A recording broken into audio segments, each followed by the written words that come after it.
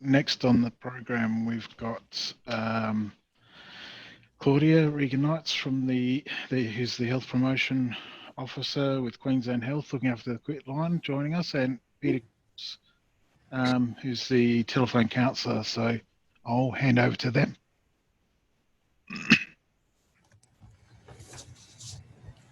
Thanks, everyone. So I'm Claudia, I'm the Health Promotion Officer working with the Quitline service, and this is Peter. I'm Peter Coombs, one of the Aboriginal Torres Strait Islander telephone counsellors on board with Quitline here at Queensland. I'd just like to take the opportunity before we get going just to acknowledge the traditional custodians of the land that we are currently on here, being that of the Jagger and the Turrbal people. And I recognise that continual connection to land, waters and communities, and offer my respect to the elders past and present and to the emerging generations. So where do we go from here? Yeah. So we just wanted to provide a bit of an update on how we've been going in Queensland during the COVID-19 pandemic and during the height of the pandemic. And we've continued to see some really great engagement from the TIS teams and referrals during this time, which has been amazing. So thank you for your support. So we were very lucky with our service delivery wasn't affected during the peak of the pandemic or now. So our times changed the same. So we're still open 8 a.m. till 9 p.m. 7 days a week. And we're still able to offer the same programs to clients during this time as well. We have observed a bit of a dip in the referrals and some of the interactions we've had at Quitline with our counsellors, with our clients. And the inbound calls as well have been affected a small amount, as expected, during this time of like heightened stress, and a lot of organisations haven't been business as usual, of course, working from home, seeing clients from home and alternate ways to connect with clients. So we kind of just expect this to return back to normal over the coming months or a new normal. And look forward to seeing the different ways that all of the TIS teams have been engaging their clients and have still been doing referrals. It was great to hear that Kabul had been doing some engagement online and through instant messaging around tobacco support as well. So that was great. Peter, do you have an update on what it's felt like connecting with clients, or do you think that there's been an increase in people calling in because of COVID, or a trigger as well? From where I sit on the phones, the interaction we're actually getting with our Torres Strait Islander clients has slowed down a bit because of the referral system. Unfortunately, the organisations, the TIS teams, the medical centres, even the mainline medical centres, including the Aboriginal Medical Service centres, the TIS teams, Deadly Choices, we noticed there has been a decline because of that inability to get into the communities and offer those opportunities to put forward a referral to us. But on the upside of all that, even though there has been a decline in that area, one thing that has been noticed, there are a lot of our people are actually doing self-referrals. They're hearing about it either through a work program or just a general conversation with a GP on the phone.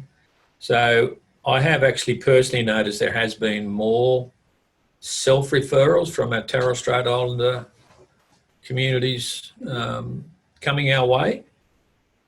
The biggest issue, I believe, that's triggered that is the actual stress that's been related around the COVID experience and the not having all the relevant information, and worst of all is the hearsay that's been that people are subjected to and not really having the right facts.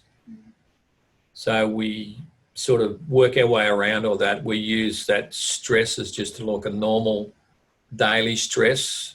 Try not to focus too much on the COVID, just bringing it all back to a general stress-related daily issue, which seems to have the positive effect for people. If they have any real major concerns, we just advise them to, or we can redirect their call over to the 13 Health line for any up-to-date COVID information. But that doesn't seem to be a big pick up there. People are quite happy just to accept the information that we're passing through to them from the Quitline itself, and because we're updated all the time with the current stages. Yeah, so we still have the Aboriginal and Torres Strait Islander people's program out there, and anybody, they don't need to, as I say, it's been a noticeable increase with self-referral. So even though this period has shut down a lot of the community involvements, we're finding that people are being made aware that they can actually ring in and do a self-referral, which is great to see. That particular program is a full call support program with counsellors here, and we do have a very specific team of Aboriginal Torres Strait Islander counsellors here to pick up that load. There are a percentage of community members who prefer not to actually go into the Torres Strait Islander Aboriginal cohort group. They go, oh no, I'm quite happy to take a call from anybody. So their calls usually will go across the board, but our community members have that preference right to speak to one of our identified counsellors. And again, they have the opportunity to have a gender-specific counsellor to talk to, because we're fully aware of traditional boundaries around gender-specific activities. A lot of our ladies up around the Torres Strait Islands do much prefer to have a yarn with an Aboriginal Torres Strait Islander female counsellor, which is really good. It helps them to be in the right space to achieve their goal. One of the things we do on the first call is we ask a very simple question to male and female. Are you the parent or the carer of a child under the age of 3, or the primary carer with a child living predominantly in that household? That escalates them not above, but to a different level of cohort. It takes them up to a smoke-free family program. But again, they still have that right to have the preference from an Aboriginal Torres Strait Islander counsellor and that gender-specific preference. Yeah, so the Smoke-Free Families program reintroduced at the start of the year, so it's still relatively new. It is available to all Queenslanders, but as Peter has been saying, there are quite a few different programs that Aboriginal and Torres Strait Islander Queenslanders can engage on or be referred to. So mums, pregnant women can be referred through our Quit for You, Quit for Baby program. And there's also the Smoke-Free Families program, which we included to kind of extend that support postpartum, so after the mother has given birth and has young ones, and young family. And all of the programs offer the same sort of structure. So it's the 3 months or 12 weeks of support calls, along with nicotine replacement therapy.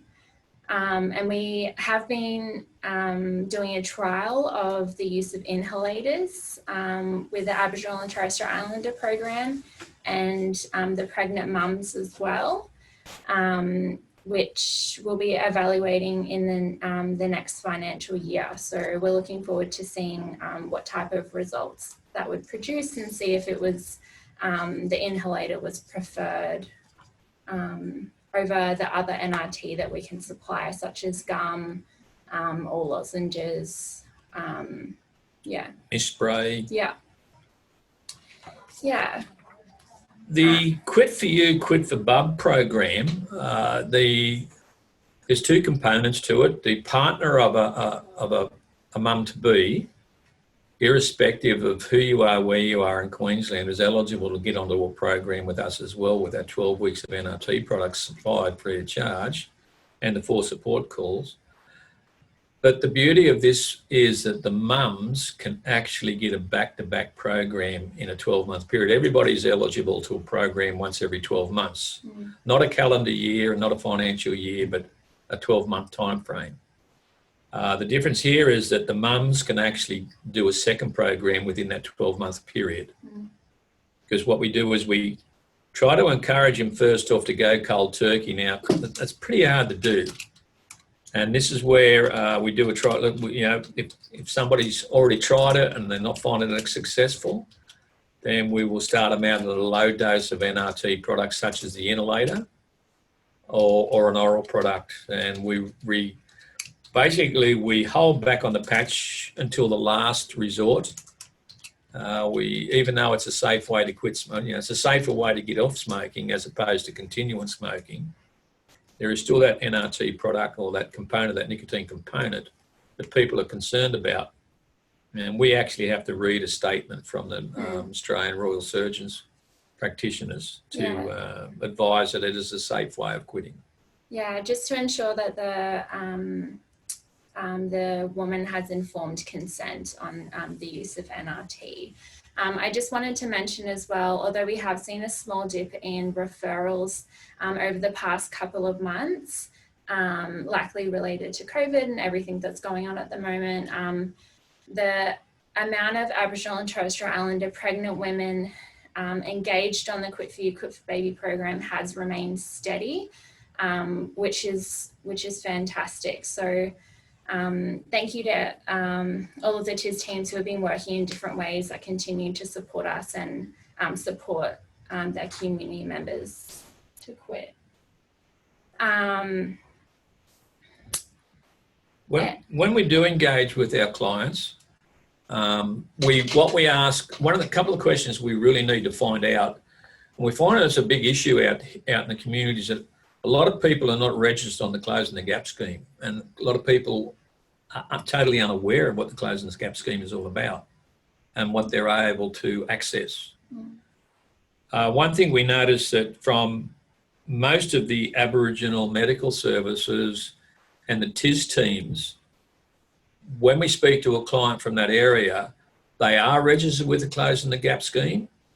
But when we go through a mainstream medical service, and the GPs and the nurses are doing the right thing by making that referral to them, if there is no AMS service available in the area, that's the only outlet for a client to go to.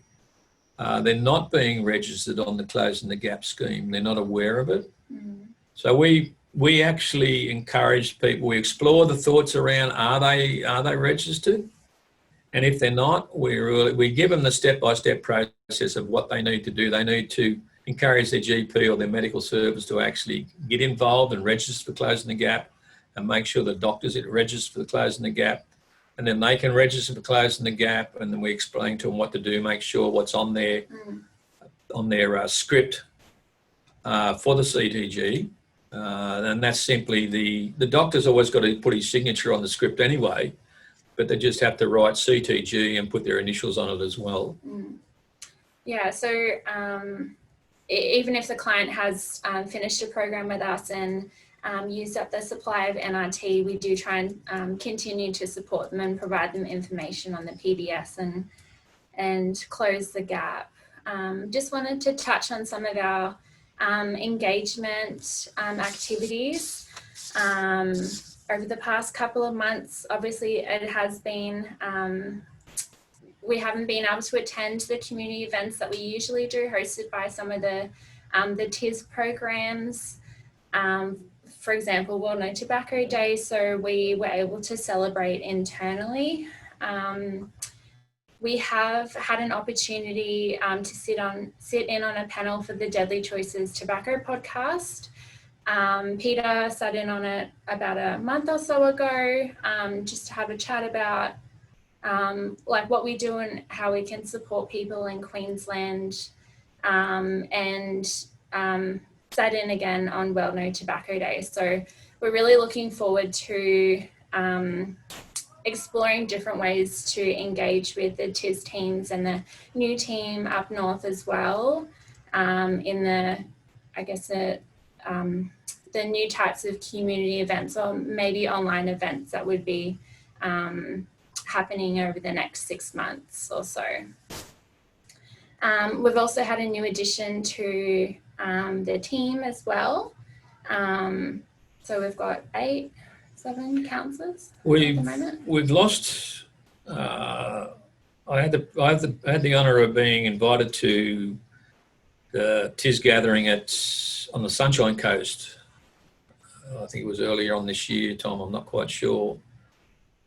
Time gets by too quick. And we had a young Aboriginal lady here who's been really working. It's come out of a shell, and she's been a real bonus for us. But the unfortunate thing, she has since left when she actually come to that conference. She's unfortunately left. She's now working out in Alice Springs.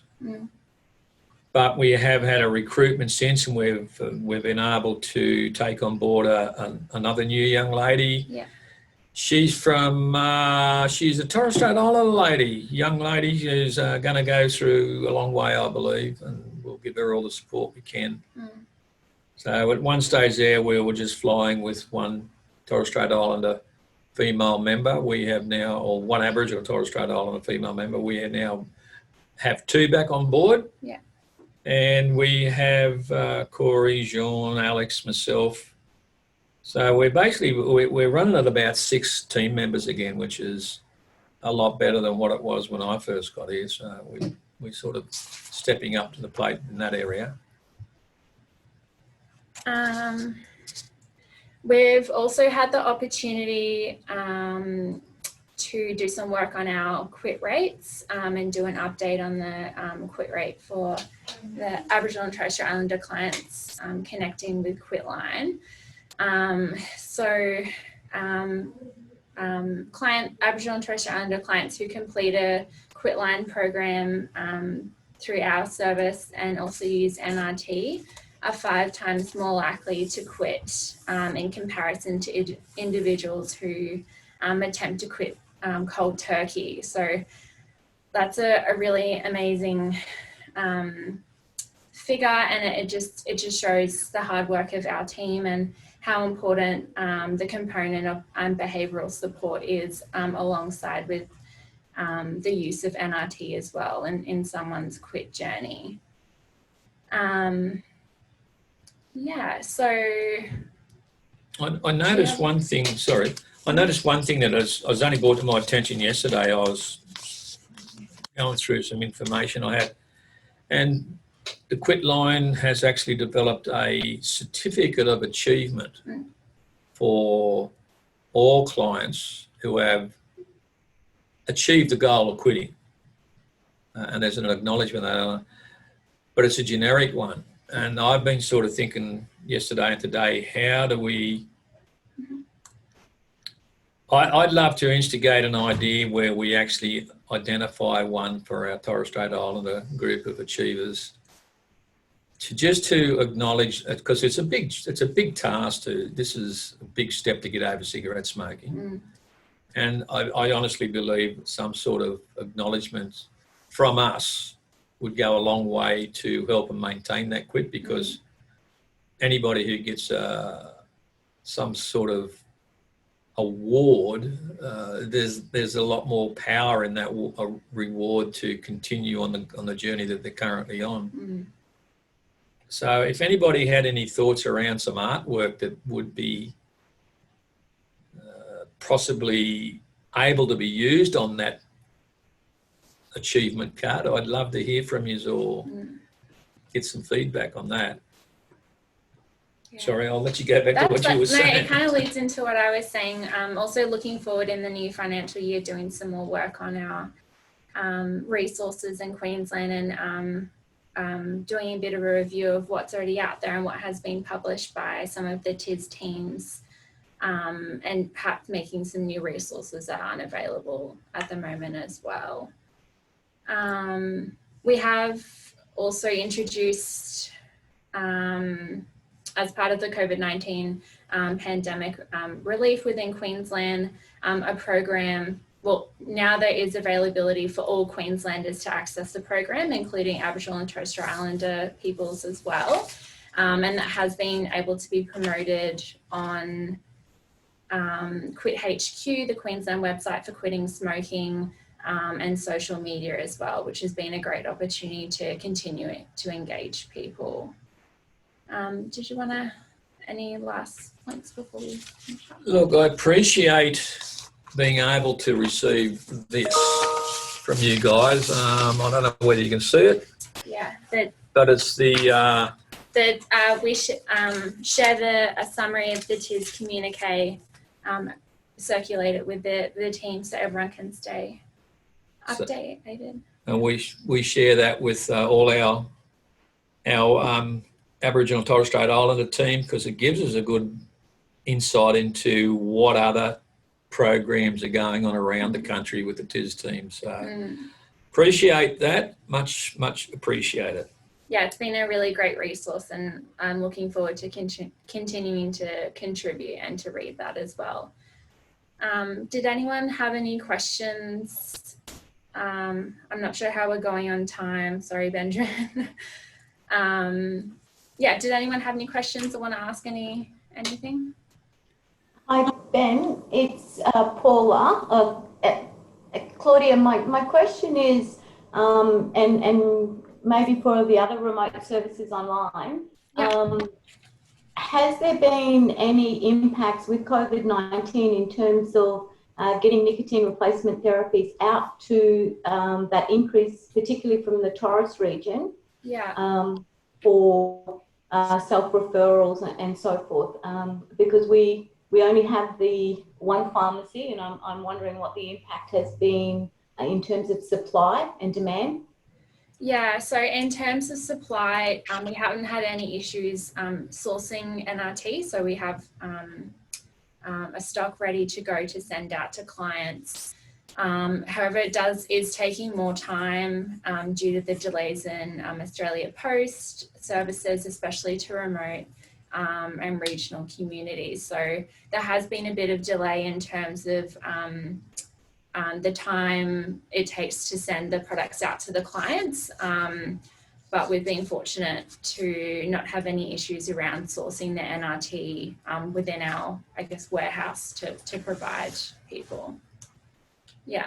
Well, just to back up on that one as well, the way our program is set up, our first call is when we create our first 1 month order of products, and we usually advise people that it's going to take somewhere between 5 to 10 days to get to the location. What we are finding is that in some of these remote areas, it has taken a lot longer. Our second call goes out 2 weeks after we create that first order. And we usually do that so we can just check up and see how the client's going once they started using the products. But because it's having this delayed effect with clients actually receiving their order, what I do personally is, instead of, I'll make contact on that second week call, and if the person hasn't already,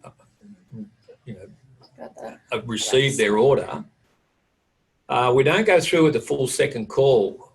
I much prefer to see the client receive their order before we do it, so we'll reschedule that second call for a week later, just to ensure that they have got their products and they're getting the best opportunity to see the changes before we go into it. And then we just sort of regulate the calls after that to be based around that NRT product only. So instead of getting a call 1 week, 2 weeks, 3 weeks, it could be 1 week, 2 weeks, stretch that 2 weeks out a week, and then stretched another one out a week after that, so that we can actually get the flow of the orders going, so that they're not running out of orders before they complete a call. Yeah, so we're definitely, if there is a delay in receiving the NRT, we're definitely flexible and work with the client on to make sure they've received it, so we can go through the use and they've started using the products. Yeah, so thank you for your question. Hi, it's Jolly Foster here from Sister Quit. How you going? I'm good, how are you? Good, thanks. I just more of a question than I guess a suggestion. With I guess with quitting, I've been a smoker. I know how hard it is to quit, so I was able to like empathise with people. One of it's great to get people to quit, but what is as important as quitting is providing that follow-up. Like once someone's quit, is like, you know, do you have the capacity to follow up with those people, you know, maybe, you know, a week, 2 months, a month down the track, and see how they're going, because I know with the evidence that's come out from Gillian's study is there's not enough follow-up, and that's why people go back to smoking, is because they're not followed up and that ongoing support's not there. I was just wondering how you guys manage that, if you're able to have the capacity to do the follow-up with those. So we do evaluation calls 3, 6 and 12 months post completion of a program. So they're kind of little check-in points, see whether the client's still smoking, and we can like continue to offer support. So once a client has completed a program, they're encouraged to call in for additional support if they're having a hard time or some really bad cravings. So once a program is completed, anyone can call inbound for additional support or advice. So it's unconditional in that way. So they're welcome to call in and have a chat with us, and we can talk through their craving or the trigger that they're having, as well as I guess the evaluations kind of act as little check-in points throughout the way as well. Yeah. To add further to that, even during an active program, there's no restriction on a person actually making contact with us between our calls to them, and there's no sort of boundaries as to how many times a person can actually make contact with us. I'm thinking more the other way. I mean, I know that sometimes people there's barriers for people to engaging with providers who provide smoking cessation care.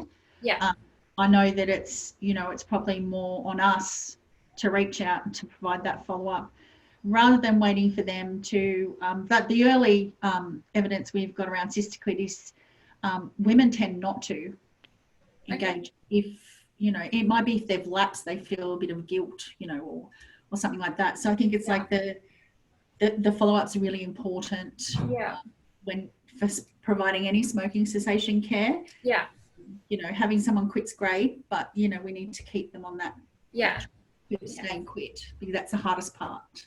There is my concern with people making that call is a lot of people only run on credits on their mobile phones, and they don't want to waste that money, and I understand that.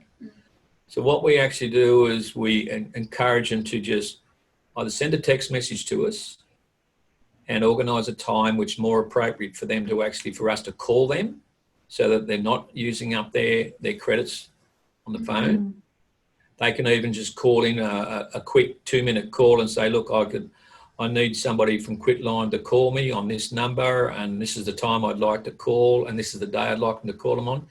And that's all they have to do. We will schedule a call for that person so we can do a good follow-up call with them, so it's not going to erode their credits. That's, at the moment, that's the only avenue that's available to us, is to encourage the clients to give us a ring or be in contact some way. And that may be through even going into an AMS and having a nurse be there with the nurse and have that call made to us, and we can reschedule the call that's more suitable for them, where they can take that call in privacy. Awesome work, guys. Thank you for your comments. Can I just ask a question? It's Tom. I'm the National Coordinator. And I think it was last year, Peter, we went up to Caloundra. Last year, yeah. Yeah, late last year. But look, thank you for the presentation. It's very informative. I was just wondering whether you collect data on geographic, recording of where callers come from, and also demographic data. Do we know whether they're old or young?